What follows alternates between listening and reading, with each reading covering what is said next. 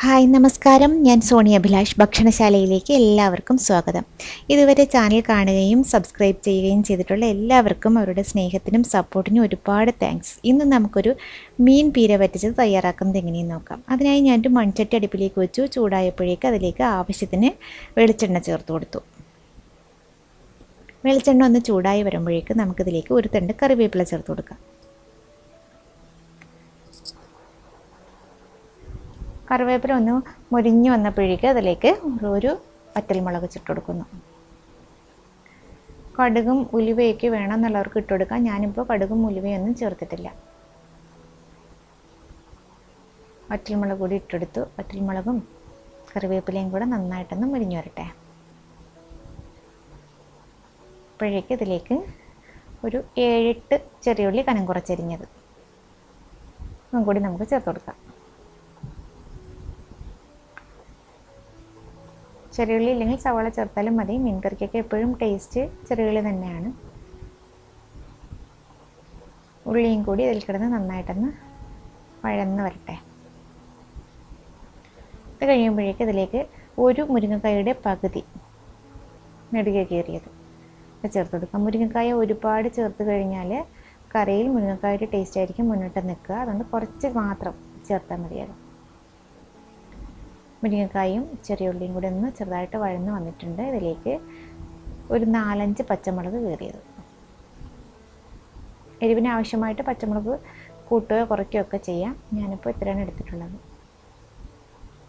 ഉള്ളിയും മുരിങ്ങക്കായും പച്ചമുളകും കറിവേപ്പിലയും കൂടി ഇതിൽ നന്നായിട്ടൊന്ന് വഴറ്റിയെടുത്തതിന് ശേഷം നമുക്കിതിലേക്ക് 2 മിനിറ്റ് ഒന്ന് അടച്ച് വയ്ക്കുക, ഒന്ന് വാടി വരാൻ വേണ്ടിയിട്ട്. ഇനി ഇതിലേക്ക് ഒരു ചെറിയ തക്കാളിയുടെ പകുതി, തക്കാളി ഞാൻ കുറച്ച് മാത്രമേ ചേർത്തിട്ടുള്ളൂ, അതും കനം കുറച്ച് അരിഞ്ഞെടുത്തിട്ടുള്ളത്, അതും കൂടി ചേർത്ത് കൊടുക്കാം. തക്കാളിയും മുരിങ്ങക്കായൊക്കെ കുറച്ച് മാത്രം മതിയാകും. എങ്കിൽ മീനിൻ്റെ ടേസ്റ്റ് ഉണ്ടാകത്തുള്ളൂ. ഇല്ലെങ്കിൽ ഇതിൻ്റെയൊക്കെ ഒരു ടേസ്റ്റ് ആയിരിക്കും മുന്നോട്ട് നിൽക്കുക. ഇതെല്ലാം കൂടി ഒന്ന് പെട്ടെന്നൊന്ന് കുക്കായി കിട്ടാൻ വേണ്ടിയിട്ട് നമുക്കിതിലേക്ക് ഒരല്പം ഉപ്പ് ചേർത്ത് കൊടുക്കാം. ഉപ്പും കൂടി ചേർത്ത് നമുക്കൊന്ന് മിക്സ് ആക്കിയതിന് ശേഷം 2 മിനിറ്റ് ഒന്ന് അടച്ച് വയ്ക്കാം.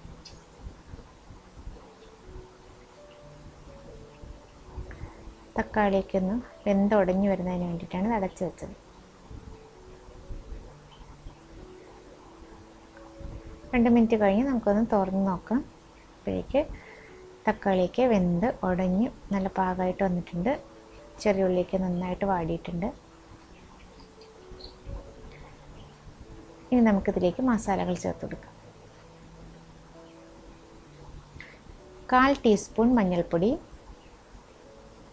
ഒന്ന് ചെറുതായിട്ടൊന്ന് മൂത്തതിന് ശേഷം ഒരു 1/4 ടീസ്പൂൺ ഉലുവ പൊടിച്ചത് അതും കൂടി ഇട്ട് കൊടുക്കുക.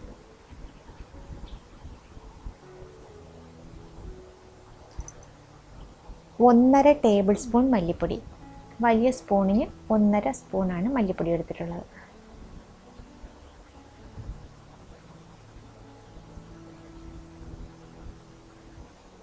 ഒരു ടേബിൾ സ്പൂൺ മുളക് പൊടി, സാധാരണ മുളക് പൊടിയാണ് എടുത്തിട്ടുള്ളത്. ഇനി ഇതിലേക്ക് ഒരു 1/4 ടേബിൾ സ്പൂൺ കാശ്മീരി ചില്ലി പൗഡറും കൂടി ചേർത്ത് കൊടുത്തിട്ടുണ്ട്. ടോട്ടൽ 1/4 ടേബിൾ സ്പൂൺ മുളക് പൊടിയാണ് ചേർത്ത് കൊടുത്തിട്ടുള്ളത്.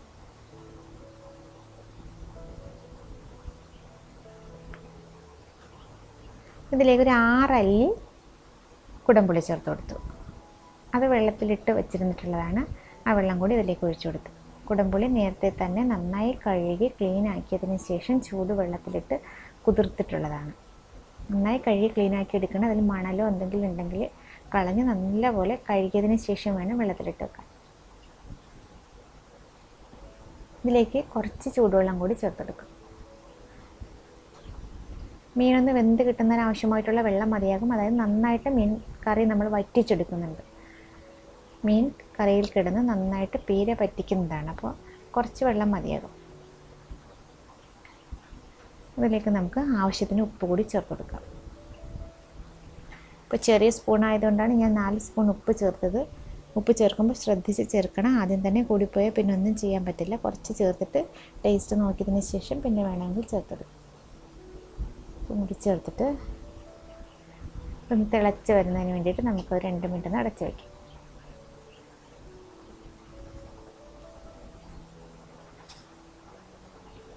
ഈ സമയം കൊണ്ട് നമുക്ക് ഇതിൻ്റെ ആവശ്യമായിട്ടുള്ള തേങ്ങ ചതച്ചെടുക്കണം. ഒരു മുറി തേങ്ങയുടെ പകുതി, ഒരു 3 ചെറിയ ഉള്ളി, 1 ടീസ്പൂൺ കുരുമുളക്, ഇതെല്ലാം കൂടി ഒന്ന് ചതച്ചെടുത്തിട്ട് വരാം. മിക്സിയിലാണ് അരയ്ക്കുന്നതെങ്കിൽ അരഞ്ഞു പോകരുത്, ഒന്ന് ചതഞ്ഞ് വന്നാൽ മതിയാകും, ഒന്ന് ചതച്ചെടുത്താൽ മതിയാകും. അപ്പോൾ മീൻകറി ഒന്ന് നന്നായിട്ട് ചൂടായി തിളയ്ക്കാൻ തുടങ്ങിയിട്ടുണ്ട്. ഇതിലേക്ക് നമുക്ക് ചതച്ച് വെച്ചിട്ടുള്ള തേങ്ങയും ചെറിയുള്ളിയും കുരുമുളകും കൂടി ചതച്ചെടുത്തിട്ടുള്ളത് ചേർത്ത് കൊടുക്കാം. ചേർത്ത് നന്നായിട്ടങ്ങ് മിക്സ് ചെയ്തെടുക്കാം. ഇത് തേങ്ങയും ഈ മസാലകളും എല്ലാം കൂടി ഒന്ന് നന്നായിട്ട് തിളച്ച് വന്നതിന് ശേഷമാണ് നമുക്ക് മീൻ ചേർത്ത് കൊടുക്കേണ്ടത്. ഞാനിവിടെ നന്നായി കഴുകി ക്ലീനാക്കി വെച്ചിട്ടുള്ള 1/2 കിലോ പാര മീനാണ് എടുത്തിട്ടുള്ളത്. ഇപ്പോൾ നിങ്ങൾക്ക് അയിലയോ ചുരയോ അങ്ങനെ വേറെ ഏതെങ്കിലും മീൻ വേണമെങ്കിൽ എടുക്കാം. പാരയാണ് പക്ഷേ ഇതുപോലെ വെക്കുന്നതിന് ഏറ്റവും ടേസ്റ്റായിട്ട് എനിക്ക് തോന്നിയിട്ടുള്ളത്. അയില വെച്ചാലും നന്നായിട്ട് വരാറുണ്ട്. വാള, ബെൽറ്റ് ഫിഷ്, വാള ഇതുപോലെ വെക്കാം. പക്ഷേ വാളയൊക്കെ വയ്ക്കുമ്പോൾ ഒരല്പം ഉലുവ പൊടി കൂടുതൽ ചേർക്കണം, മല്ലിപ്പൊടിയൊക്കെ കൂടുതൽ ചേർക്കേണ്ടി വരും. നന്നായി കഴുകി ക്ലീനാക്കി വെച്ചിട്ടുള്ള മീനാണ്. നമുക്കിതിലേക്ക് ഇട്ട് കൊടുക്കാം. ഞാൻ വളരെ കനം കുറച്ചത് തിന്നായിട്ടാണ് മുറിച്ചെടുത്തിട്ടുള്ളത്. എങ്കിൽ ഇതിനകത്തേക്ക് എരിവും ഉപ്പും പുളിയൊക്കെ നന്നായിട്ട് പിടിക്കും എൻ്റെ കഷ്ണങ്ങളിലേക്ക്. നമുക്ക് ഈ മസാലയിലേക്ക് ഇങ്ങോട്ട് താഴ്ത്തി വെക്കണം. മീനിൽ ഇതിൻ്റെ കറി നന്നായിട്ട് കവറായി നിൽക്കണം, നന്നായിട്ട് മൂടി നിൽക്കണം. എങ്കിൽ എൻ്റെ കഷ്ണങ്ങളിലെല്ലാം നന്നായിട്ട് മസാല പിടിക്കത്തുള്ളൂ. ഇതെല്ലാം അതിനകത്തേക്ക് നന്നായിട്ട് ഇറക്കി വെച്ചിട്ട് നമുക്ക് പതിയെ ഇതിനെ കറിയിലേക്ക് മുക്കി വെക്കാം.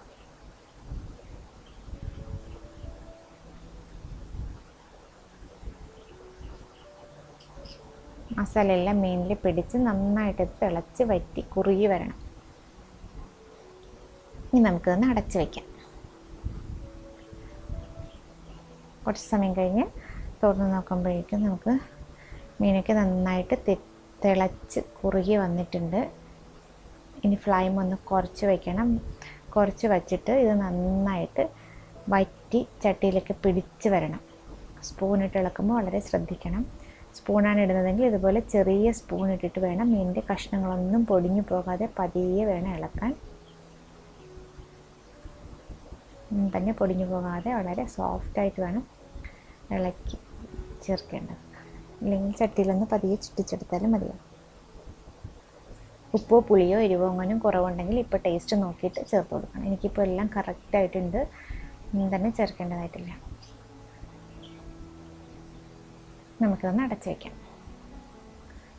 വെച്ച് ചെറിയ തീയിൽ നന്നായിട്ട് വറ്റിച്ചെടുക്കണം. വറ്റി വന്നിട്ടുണ്ട്. ഒന്നും കൂടി നമുക്കതൊന്ന് പതിയെ ഇളക്കി നോക്കാം. അപ്പോൾ അതിൻ്റെ കഷ്ണങ്ങളൊക്കെ ചട്ടിയിൽ പറ്റി പിടിച്ചിട്ടുണ്ടെന്നുണ്ടെങ്കിൽ പാകമായി വന്നിട്ടുണ്ടാകും. എനിക്ക് കുറച്ചും കൂടെ ഒന്ന് വറ്റി വരാനുണ്ട്. ചെറുതായിട്ട് മീനിക്ക് മൂവ് ചെയ്യുന്നുണ്ട്. പൊടിഞ്ഞു പോകരുത്, വളരെ ശ്രദ്ധിച്ച് വേണം ഇളക്കാൻ. അല്പം കൂടെ ഒന്ന് വറ്റിച്ചെടുക്കാം. നന്നായിട്ട് ഈ കറിയൊക്കെ ഒന്ന് വറ്റി വരട്ടെ. കഷ്ണങ്ങളെല്ലാം തണുക്കുമ്പോൾ മസാലയെല്ലാം കഷ്ണങ്ങളിൽ പിടിച്ച് നല്ല പാകമായിട്ട് ഇരിപ്പുണ്ടാവണം.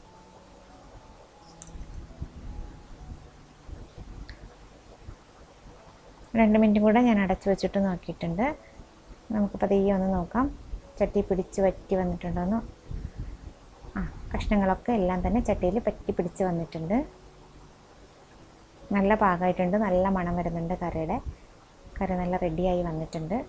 മുരിങ്ങക്കായുടെയും ഒരു കറിവേപ്പിലയുടെയും ഒക്കെ കൂടെ ചേർന്ന് നല്ലൊരു മണം വരുന്നുണ്ട്. ഇപ്പോൾ ഇനി നമുക്കിതിലേക്കൊരു 2-3 പച്ചമുളക് കീറിയതും 1 തണ്ട് കറിവേപ്പിലയും കൂടി ചേർത്ത് കൊടുക്കാം. വെളിച്ചെണ്ണ വേണമെങ്കിൽ 1 ടീസ്പൂൺ വെളിച്ചെണ്ണ കൂടി തൂക്കി കൊടുക്കാം കേട്ടോ. കറി നല്ല പാകമായിട്ടുണ്ട്. തണുക്കുമ്പോൾ നല്ല വറ്റിയിരിക്കും. ഇനി നമുക്ക് ഫ്ലെയിം ഓഫാക്കി വെക്കാം. എല്ലാവരും ട്രൈ ചെയ്ത് നോക്കണം, ഇഷ്ടപ്പെടും. ഇഷ്ടപ്പെട്ടാൽ ചാനൽ സബ്സ്ക്രൈബ് ചെയ്യാനും ലൈക്ക് ചെയ്യാനും കമൻറ്റ് ചെയ്യാനും മറക്കരുത്. അടുത്തൊരു റെസിപ്പിയുമായി ഞാൻ വീണ്ടും വരുന്നതാണ്.